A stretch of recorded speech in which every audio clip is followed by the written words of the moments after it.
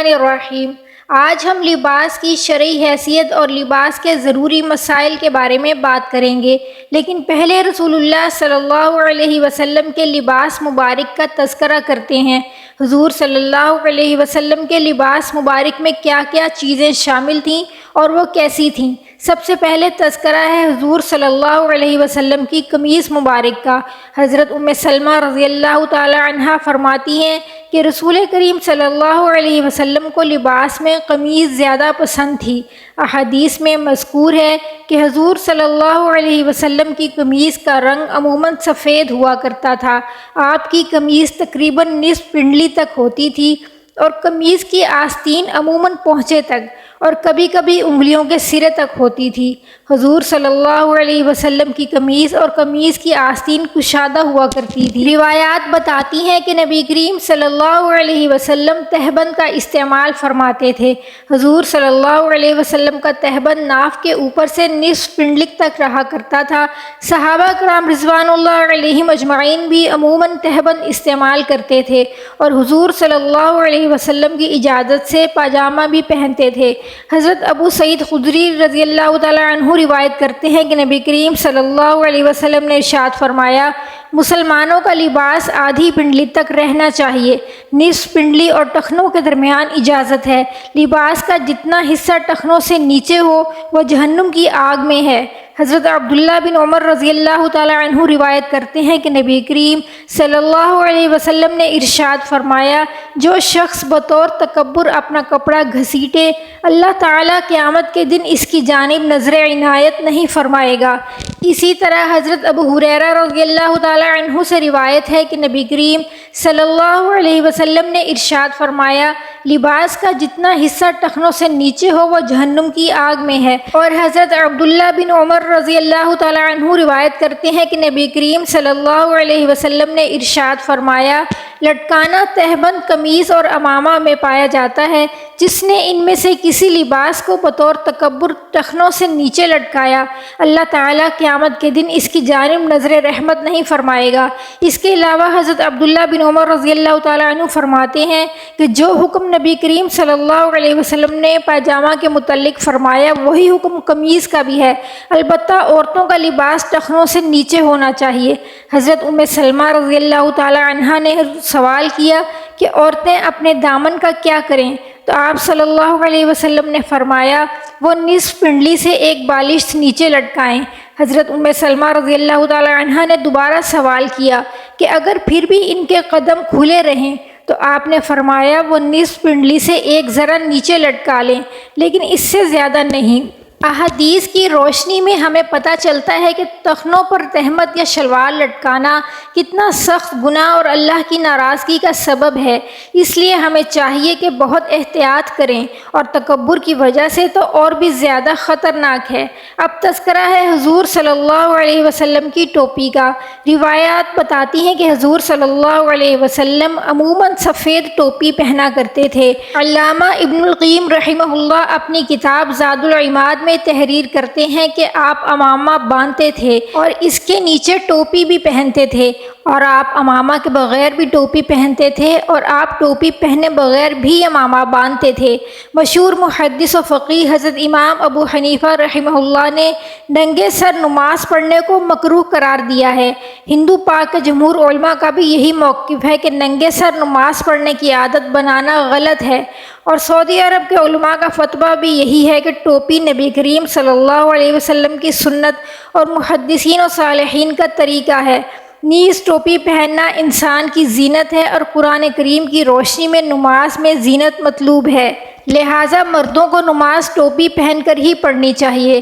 روایات میں آتا ہے کہ حضرت عبداللہ بن عمر رضی اللہ تعالی عنہ نے اپنے غلام کو ننگے سر نماز پڑھتے دیکھا تو بہت غصہ ہوئے اور کہا کہ اللہ تعالیٰ زیادہ مستحق ہے کہ ہم اس کے سامنے زینت کے ساتھ حاضر ہوں۔ ناظرین، ٹوپی کے بعد اب تذکرہ ہے رسول اللہ صلی اللہ علیہ وسلم کے امامہ کا۔ روایات بتاتی ہیں کہ حضور صلی اللہ علیہ وسلم کا امامہ اکثر اوقات سفید ہی ہوا کرتا تھا اور کبھی کبھی سیاہ یا سبز ہوتا تھا۔ آپ کا امامہ عموماً 6 یا 7 ذراع یعنی 6 یا 7 ہاتھ لمبا ہوتا تھا۔ حضرت جابر رضی اللہ تعالی عنہ سے روایت ہے کہ فتح مکہ کے دن نبی کریم صلی اللہ علیہ وسلم اس حال میں مکہ مکرمہ میں داخل ہوئے کہ حضور صلی اللہ علیہ وسلم کے سر پر سیاہ امامہ تھا۔ اس طرح حضرت جعفر بن عمر بن حریث اپنے والد رضی اللہ تعالی عنہ سے روایت کرتے ہیں کہ میں نے حضور صلی اللہ علیہ وسلم کے سر مبارک پر سیاہ امامہ دیکھا، اور اس طرح حضور صلی اللہ علیہ وسلم کے سفید امامہ کا تذکرہ بھی متعدد احادیث میں وارد ہوا ہے۔ اب تذکرہ ہے حضور صلی اللہ علیہ وسلم کے جبہ مبارک کا۔ حضرت اسماء بنت ابو بکر رضی اللہ تعالی عنہ سے روایت ہے کہ انہوں نے ایک جبہ مبارک نکالا جس کا گریبان ریشم کا تھا اور اس کے دونوں دامن ریشم سے سلے ہوئے تھے، اور فرمایا کہ یہ اللہ کے رسول کا جبہ ہے جو ام المومنین حضرت عائشہ صدیقہ رضی اللہ تعالی عنہا کے پاس تھا۔ جب وہ وفات پا گئیں تو اسے میں نے لے لیا۔ نبی کریم صلی اللہ علیہ وسلم اسے پہنا کرتے تھے۔ روایات بتاتی ہیں کہ آپ صلی اللہ علیہ وسلم نے رومی اور شامی اونی جبوں کا بھی استعمال فرمایا۔ حضرت ابو ہریرہ رضی اللہ تعالی عنہ فرماتے ہیں کہ ہمارے سامنے ام المومنین حضرت عائشہ رضی اللہ تعالی عنہا نے ایک پیوند لگی ہوئی چادر اور موٹا تہبند نکالا اور پھر فرمایا کہ نبی کریم صلی اللہ علیہ وسلم کی روح مبارک ان دونوں میں قبض کی گئی۔ ایک روایات میں ام المومنین حضرت عائشہ رضی اللہ تعالی عنہا فرماتی ہیں کہ مجھ سے رسول اللہ صلی اللہ علیہ وسلم نے فرمایا، اے عائشہ، اگر تم مجھ سے ملنا چاہتی ہو تو تمہیں دنیا سے اتنا کافی ہو جتنا سوار مسافر کا توشہ، اور امیروں کی مجلس سے اپنے آپ کو بچاؤ اور کسی کپڑے کو پرانا نہ سمجھو حتیٰ کہ اس کو پیوند نہ لگا لو۔ اس حدیث پاک میں انتہائی قناعت کی تعلیم دی گئی ہے۔ پیوند لگے کپڑے پہننے میں عار نہ ہو۔ حضرت عمر بن شعیب اپنے والد اور وہ ان کے دادا سے روایت کرتے ہیں کہ نبی کریم صلی اللہ علیہ وسلم نے ارشاد فرمایا، اللہ جل شانہ پسند کرتا ہے کہ اس کی نعمتوں کا اثر بندے پر ظاہر ہو، یعنی اگر مال اللہ تعالیٰ نے دیا ہے تو اچھے کپڑے پہننے چاہیے۔ حضرت معاذ بن انس رضی اللہ تعالی عنہ روایت کرتے ہیں کہ نبی کریم صلی اللہ علیہ وسلم نے ارشاد فرمایا، جس شخص نے اللہ جل شانہ کے ڈر سے لباس میں فضول خرچی سے اپنے آپ کو بچایا حالانکہ وہ اس پر قادر تھا، تو کل قیامت کے روز اللہ جل شانہ تمام انسانوں کے سامنے اس کو بلائے گا اور جنت کے زیورات میں سے جو وہ چاہے گا اس کو پہنایا جائے گا۔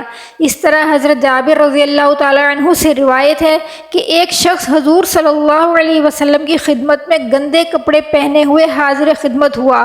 آپ صلی اللہ علیہ وسلم نے فرمایا، کیا اس شخص کو کوئی چیز نہیں ملی کہ یہ اپنے کپڑے دھو سکے؟ یعنی حسب استطاعت فضول خرچی کے بغیر اچھا اور صاف ستھرا لباس پہننا چاہیے۔ لباس کے شرعی احکام بیان کرنے سے پہلے حضور صلی اللہ علیہ وسلم کے پسندیدہ لباس کے حوالے سے چند روایات کا تذکرہ کرتے ہیں۔ امت مسلمہ اس بات پر متفق ہے کہ نبی کریم صلی اللہ علیہ وسلم سفید کپڑوں کو بہت پسند فرماتے تھے۔ متعدد احادیث میں اس کا تذکرہ ملتا ہے۔ حضرت عبداللہ بن عباس رضی اللہ تعالی عنہ سے روایت ہے کہ نبی کریم صلی اللہ علیہ وسلم نے ارشاد فرمایا، کپڑوں میں سے سفید کو اختیار کرو کیونکہ وہ تمہارے کپڑوں میں بہترین کپڑے ہیں، اور سفید کپڑوں میں اپنے مردوں کو کفن دیا کرو۔ ایک روایت ہے کہ نبی کریم صلی اللہ علیہ وسلم نے ارشاد فرمایا، سفید لباس پہنو کیونکہ وہ بہت پاکیزہ، بہت صاف، بہت اچھا ہے، اور اس میں اپنے مردوں کو کفن دیا کرو۔ اب رنگین لباس کے متعلق حضور صلی اللہ علیہ وسلم کے ارشادات کا تذکرہ کرتے ہیں۔ رسول اللہ صلی اللہ علیہ وسلم زیادہ تر سفید لباس پہنا کرتے تھے، اگرچہ دوسرے رنگ کے کپڑے بھی آپ نے استعمال فرمائے۔ رنگین لباس چادر یا عبایا یا جبہ کی شکل میں عموماً ہوا کرتا تھا، کیونکہ آپ کی قمیص اور تہبند عموماً سفید ہی ہوا کرتی تھی۔ اگرچہ دوسرے رنگ کے کپڑے بھی آپ نے استعمال فرمائے، رنگین لباس چادر یا عبایا یا جبہ کی شکل میں عموماً ہوا کرتا تھا، کیونکہ آپ کی قمیص اور تہبند عموماً سفید ہی ہوا کرتی تھی۔ حضرت عبداللہ بن عمر بن عاص رضی اللہ تعالی عنہ سے روایت ہے کہ رسول اللہ صلی اللہ علیہ وسلم نے ان کو خالص زرد رنگ کے کپڑوں میں ملبوس دیکھا تو فرمایا کہ یہ کافروں کا لباس ہے، اس کو نہ پہنو۔ ایک صحابی فرماتے ہیں کہ میں نے آپ کو 2 سبز کپڑوں میں ملبوس دیکھا، اور حضرت برا رضی اللہ تعالیٰ عنہ فرماتے ہیں کہ نبی کریم صلی اللہ علیہ وسلم کا قد درمیانہ تھا۔ ایک مرتبہ میں نے آپ کو سرخ دھاریوں والی چادر میں ملبوس دیکھا، میں نے کبھی بھی اس سے زیادہ کوئی خوبصورت منظر نہیں دیکھا۔ بعض روایات میں وارد ہے کہ حضور صلی اللہ علیہ وسلم نے سرخ دھاریوں والی پوشاک استعمال کی ہے، جبکہ دیگر احادیث میں مردوں کو سرخ اور پیلے کپڑے پہننے سے نبی کریم صلی اللہ علیہ وسلم نے منع فرمایا ہے۔ محدثین و علماء نے یہ توجیہ بیان کی ہے کہ خالص سرخ یا خالص پیلے کپڑے نہیں پہننے چاہیے، البتہ سرخ یا پیلے رنگ کی دھاریوں والے یعنی ڈیزائن والے کپڑے پہنے جا سکتے ہیں۔ اب ہم قرآن و حدیث کی روشنی میں لباس سے متعلق شرعی احکام ذکر کرتے ہیں۔ قرآن و سنت کی روشنی میں علماء کرام نے بیان فرمایا ہے کہ انسان اپنے علاقے کی عادات و اطوار کے لحاظ سے حضور صلی اللہ علیہ وسلم کی تعلیمات کے مطابق کوئی بھی لباس پہن سکتا ہے، کیونکہ لباس میں اصل جو جواز ہے وہ قرآن پاک کی سورۃ الاعراف کی آیت نمبر 32 ہے، جس میں اللہ تعالیٰ نے بیان فرمایا ہے کہ لباس اور کھانے کی چیزوں میں وہی چیز حرام ہے جس کو اللہ جل شانہ نے حرام قرار دیا ہے، لیکن ہمیں اپنے لباس میں جہاں تک ہو سکے نبی کریم صلی اللہ علیہ وسلم کے طریقہ کو اختیار کرنا چاہیے، اور وہ لباس جس کی وضاقتہ اور پہناوا غیر مسنون ہے اس سے پرہیز کرنا چاہیے۔ ہمیں یہ یاد رکھنا چاہیے کہ اللہ جل شانہ نے رسول اللہ صلی اللہ علیہ وسلم کے طریقہ کو قیامت تک آنے والے تمام انسانوں کے لیے نمونہ بنایا ہے، جیسا کہ قرآن پاک میں ارشاد ہے، تم سب کے لیے رسول اللہ صلی اللہ علیہ وسلم کی ذات بہترین نمونہ ہے، بحوالہ سورہ احزاب۔ اللہ جل شانہ نے لباس کے متعلق قرآن پاک میں ارشاد فرمایا، اے آدم کی اولاد، ہم نے تمہارے لیے لباس بنایا جو تمہاری شرمگاہوں کو بھی چھپاتا ہے اور موجب زینت بھی ہے، اور بہترین لباس تقوی کا لباس ہے۔ سورۃ الاعراف آیت نمبر 26۔ اس آیت میں اللہ تعالیٰ نے تقوی کا لباس پہننے کی تعلیم دی ہے، اور لباس و تقوی سے مراد ایسا لباس ہے جس میں شرم و حیا ہو اور وہ حضور اکرم صلی اللہ علیہ وسلم کی تعلیمات کے خلاف نہ ہو۔ تو شرعی لباس کی چند بنیادی شرائط یہ ہیں جو نبی کریم صلی اللہ علیہ وسلم کے اقوال و افعال کی روشنی میں علماء کرام نے لباس کے حوالے سے بیان کی ہیں۔ نمبر 1، مرد حضرات کے لیے ایسا لباس پہننا فرض ہے جسے ناف سے لے کر گھٹنوں تک جسم چھپ جائے، اور ایسا لباس پہننا سنت ہے جس سے ہاتھ، پیر اور چہرے کے علاوہ مکمل جسم چھپ جائے۔ عورتوں کے لیے ایسا لباس پہننا فرض ہے جس سے ہاتھ، پیر اور چہرے کے علاوہ ان کا پورا جسم چھپ جائے، اور یہ بیان لباس کا ہے نہ کہ پردے کا۔ نمبر 2، لباس نبی کریم صلی اللہ علیہ وسلم کی تعلیمات کے خلاف نہ ہو، مثلا مرد حضرات کے لیے ریشمی کپڑے اور خالص سرخ یا زرد رنگ کا لباس نہ ہو۔ نمبر 3، ایسا تنگ یا باریک لباس نہ ہو جس سے جسم کی جھلک نظر آئے۔ نمبر 4، مردوں کا لباس عورتوں کے مشابہ اور عورتوں کا لباس مردوں کے مشابہ نہ ہو۔ نمبر 5، مردوں کا لباس زیادہ رنگین اور عورتوں کا لباس زیادہ خوشبو والا نہ ہو۔ نمبر 6، مردوں کا لباس ٹخنوں سے اوپر جبکہ عورتوں کا لباس ٹخنوں سے نیچے ہو۔ نمبر 7، کفار و مشرکین کے مذہبی لباس سے مشابہت نہ ہو۔ حضور صلی اللہ علیہ وسلم نے ارشاد فرمایا، جس نے جس قوم سے مشابہت اختیار کی وہ اسی میں سے ہو جائے گا۔ اب لباس کے حوالے سے چند سنت عمل۔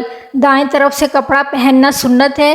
حضرت ابو ہریرہ رضی اللہ تعالیٰ عنہ روایت فرماتے ہیں کہ حضور اقدس صلی اللہ علیہ وسلم جب قمیض زیب تن فرماتے تو دائیں طرف سے اس طرح شروع فرماتے کہ پہلے دایاں ہاتھ دائیں آستین میں ڈالتے، پھر بایاں ہاتھ بائیں آستین میں ڈالتے۔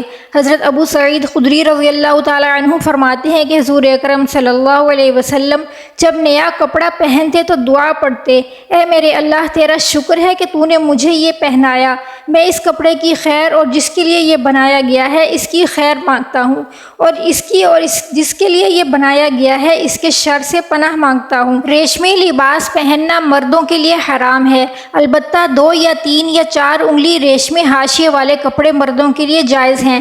حضرت عمر فاروق رضی اللہ تعالیٰ عنہ روایت کرتے ہیں کہ نبی کریم صلی اللہ علیہ وسلم نے ارشاد فرمایا، جس مرد نے دنیا میں ریشمی کپڑے پہنے وہ آخرت میں ریشمی کپڑوں سے محروم کر دیا جائے گا۔ اسی طرح حضرت ابو موسیٰ اشعری رضی اللہ تعالیٰ عنہ روایت کرتے ہیں کہ نبی کریم صلی اللہ علیہ وسلم نے ارشاد فرمایا، ریشمی کپڑے اور سونے کے زیورات میری امت کے مردوں پر حرام ہیں۔ ایک دوسری حدیث میں حضرت عمر فاروق رضی اللہ تعالیٰ عنہ روایت کرتے ہیں کہ نبی کریم صلی اللہ علیہ وسلم نے ریشم کے کپڑے پہننے سے منع فرمایا مگر 1 یا 2 یا 3 یا 4 انگلیوں کے مقدار۔ اسی طرح حضرت انس رضی اللہ تعالیٰ عنہ روایت کرتے ہیں کہ نبی کریم صلی اللہ علیہ وسلم نے حضرت زبیر اور حضرت عبد الرحمن بن عوف رضی اللہ تعالیٰ عنہ کو خارش کے علاج کے لیے ریشم کے کپڑے پہننے کی اجازت عطا فرمائی۔ لباس سے متعلق ایک اور اہم بات یہ بھی ہے کہ لباس میں کفار و مشرکین سے مشابہت نہیں کرنی چاہیے۔ نبی کریم صلی اللہ علیہ وسلم نے عمومی طور پر یعنی لباس اور غیر لباس میں کفار و مشرکین سے مشابہت کرنے سے منع فرمایا ہے۔ حضرت عبداللہ بن عباس رضی اللہ تعالیٰ عنہ روایت کرتے ہیں کہ نبی کریم صلی اللہ علیہ وسلم نے ارشاد فرمایا، اللہ کی لعنت ہو ان مردوں پر جو عورتوں سے لباس یا کلام وغیرہ میں مشابہت کرتے ہیں۔ اسی طرح اللہ کی لعنت ہو ان عورتوں پر جو مردوں کے لباس یا کلام وغیرہ میں مشابہت کرتی ہیں۔ اللہ تعالیٰ سے دعا ہے کہ اللہ تعالیٰ ہم سب کو نبی کریم صلی اللہ علیہ وسلم کی سنتوں کے مطابق لباس پہننے والا بنائے اور اپنے نیکوکار بندوں میں شامل فرمائے۔ آمین ثم آمین یا رب العالمین۔